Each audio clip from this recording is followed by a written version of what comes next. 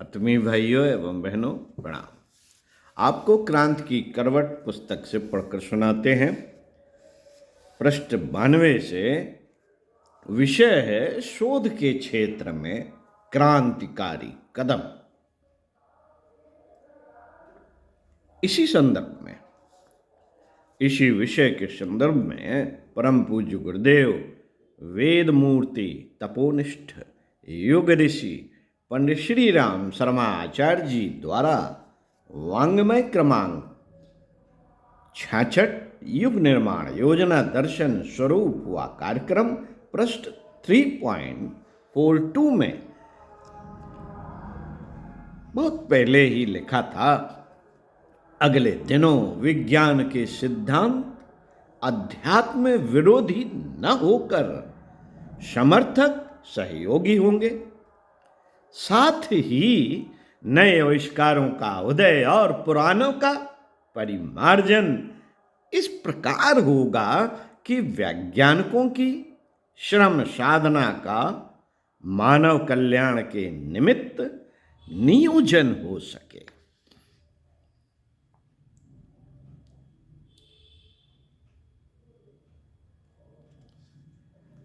साथियों, क्रांतिकारी शोध कार्य वे हैं जिन्होंने इंसानी जिंदगी को सरल, सुगम, आसान और बेहतर बनाने में मदद की हो।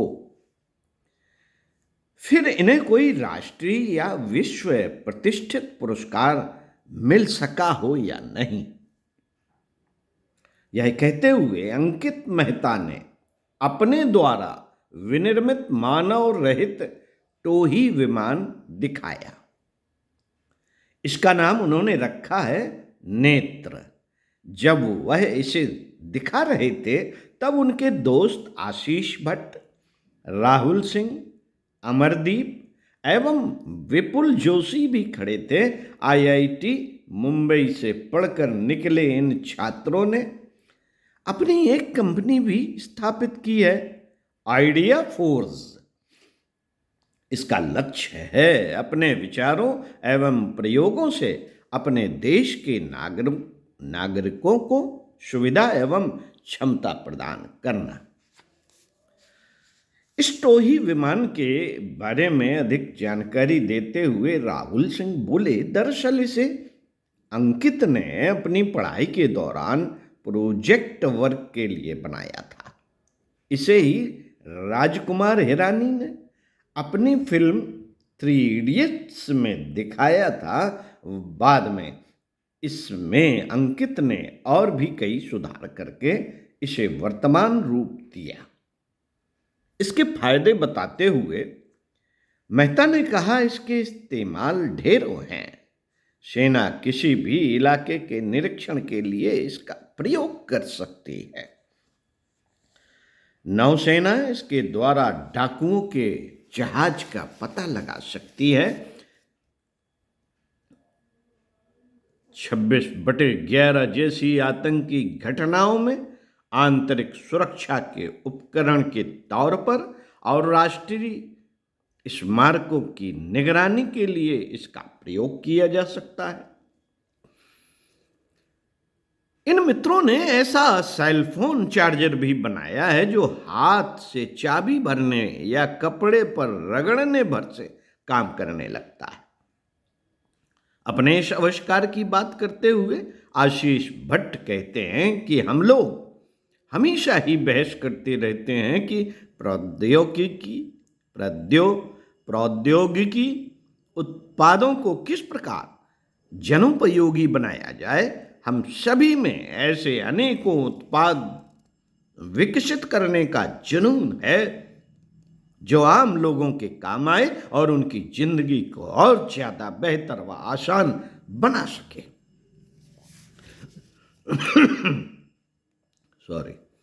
ये सभी मित्र विज्ञान को लोक सेवा का साधन समझते हैं। इनमें से हर एक का यह मानना है, अनुसंधान के लिए बड़े संस्थानों की पढ़ाई एवं भारी भरकम डिग्री की जरूरत नहीं। इसके लिए तो बस इंसान के दुख दर्द का हम सफर बनने की ख्वाहिश होनी चाहिए। अब माघ बनादरे की ही बात लो। उन्होंने प्रौद्योगिकी में कोई उच्च शिक्षा नहीं पाई। इन्होंने टशर यार्न की नई रीलिंग मशीन बनाई है जो कम लागत के साथ बिजली के घेरों से चलती है।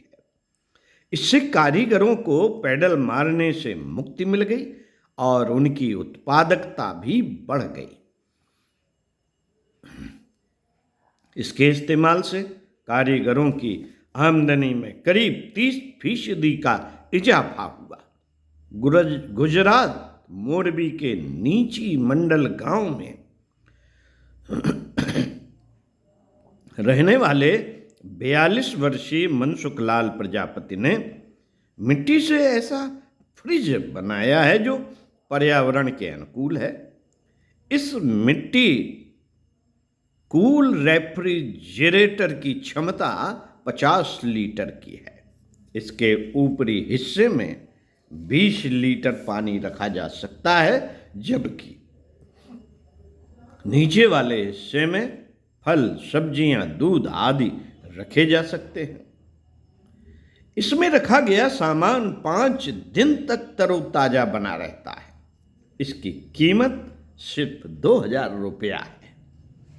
इसी तरह उन्होंने 50 रुपए की लागत वाला नॉन स्टिक तवा बनाया। साथियों, हरियाणा स्थित यमुनागर के डामला गांव के 45 वर्षीय धर्मवीर कंबोज ने एक बहुउद्देशीय खाद्य प्रसंस्करण मशीन के जरिए उद्यमिता को नए सिरे से परिभाषित किया। उनके द्वारा बनाई गई मशीन किसानों के लिए बड़ी कारगर सिद्ध हो रही है, क्योंकि इससे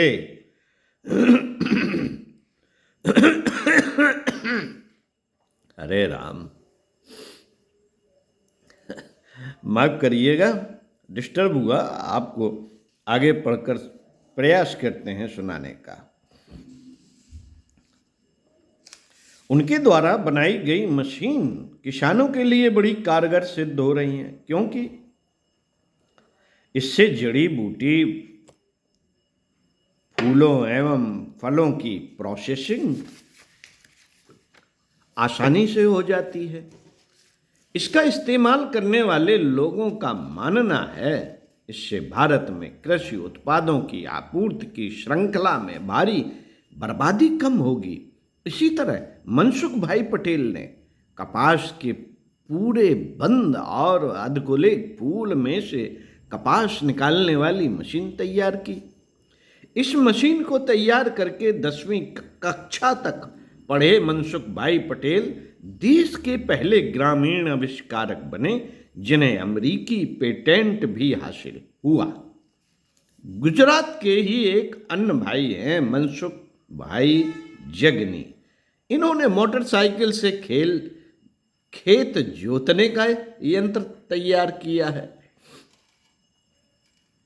वे बिल्कुल ट्रैक्टर की ही तरह काम करता है और 2 लीटर ईंधन में करीब 1 एकड़ जमीन जोत सकता है।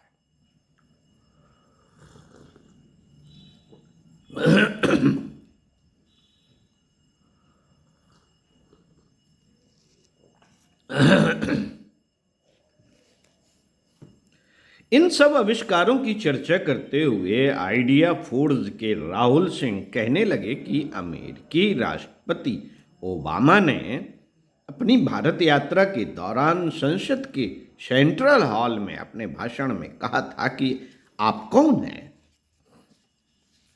आप कौन हैं? कहां से आते हैं? इससे फर्क नहीं पड़ता। सभी के पास ईश्वर प्रदत्त प्रतिभा एवं क्षमता है। इससे वे कुछ ऐसा अनोखा कर सकते हैं जो उनके साथ औरों के जीवन को बदल सके। आंध्र प्रदेश के चिताकिंडी मल्लेश्याम ने अपने द्वारा आविष्कृत लक्ष्मी आंसू मशीन से बुनकरों को लूम की खटखट से मुक्ति दिलाई। उनकी ही तरह राजस्थान के सीकर के मदन लाल कुमावत ने भी सिद्ध कर दिया कि अनुसंधान के लिए डिग्री की जरूरत नहीं।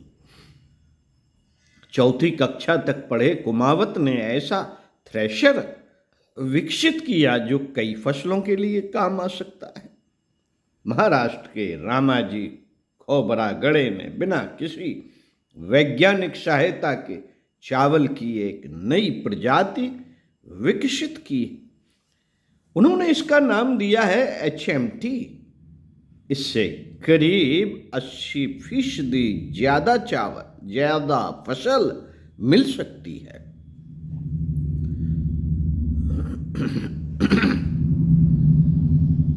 और मिल रही है।